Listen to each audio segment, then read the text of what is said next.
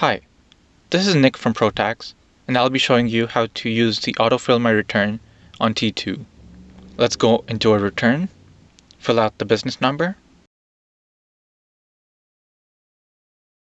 hit Return Actions,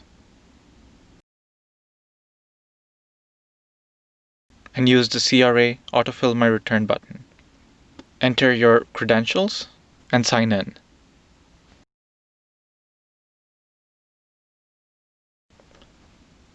Confirm your business number and hit Next. If you see the successfully connected page, you can head back to ProTax to download your information.